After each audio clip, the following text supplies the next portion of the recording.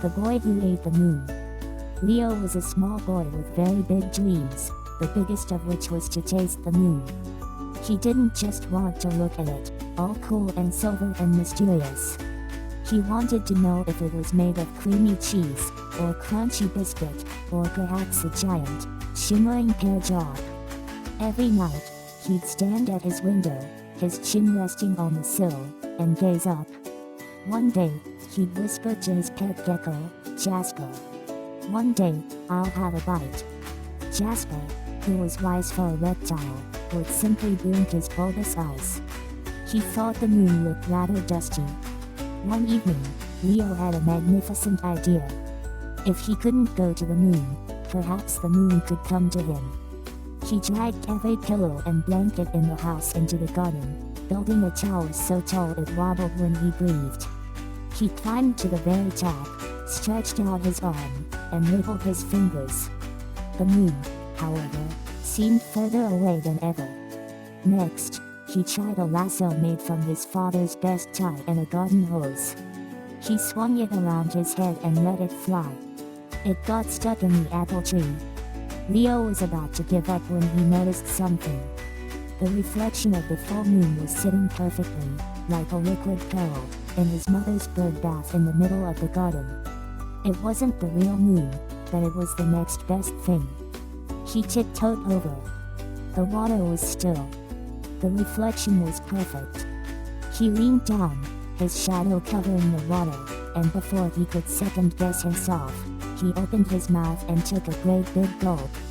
It was astonishingly cold. It shot down his throat like a bolt of silvery lightning, and for a moment, his whole body tingled. He felt fizzy. He didn't feel any different at first. But when he walked back inside, he noticed his slippers weren't quite touching the floor. He was hovering an inch above the ground. "Mom! Dad!" he cried, floating into the kitchen. "I ate the moon." His parents, used to Leo's declarations, simply nodded. "That's nice, dear. Don't hover over the clean floor, you'll drag dust," said his mom. But things got stranger.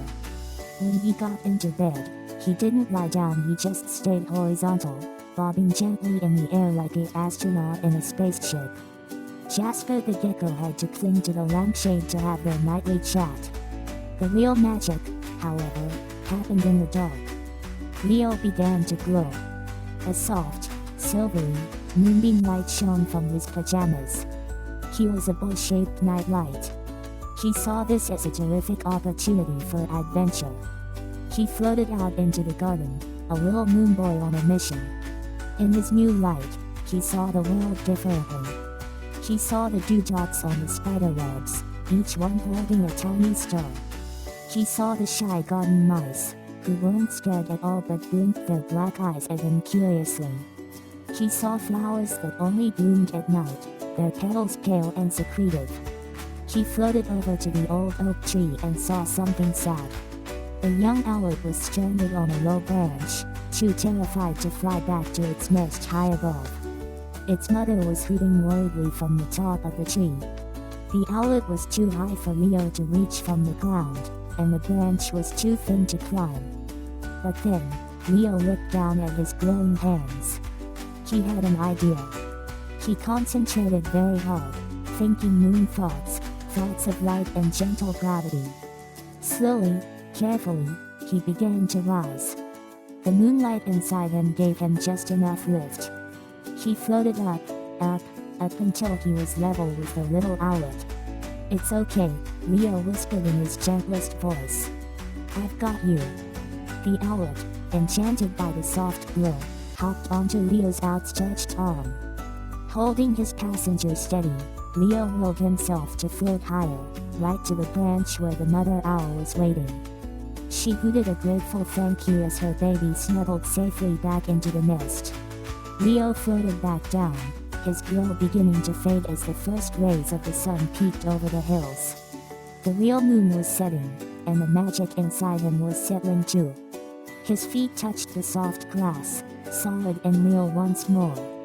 He went back inside, crawled into his now normal bed, and fell asleep with a smile. When he woke up, he told his parents all about his nighttime adventure. They smiled and poured his cereal. So, his dad said, winking, "What did the moon taste like?" Leo thought hard.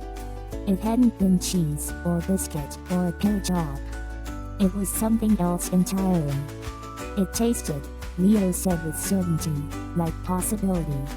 And high up on his wall, Jasper the gecko gave a slow, approving blink.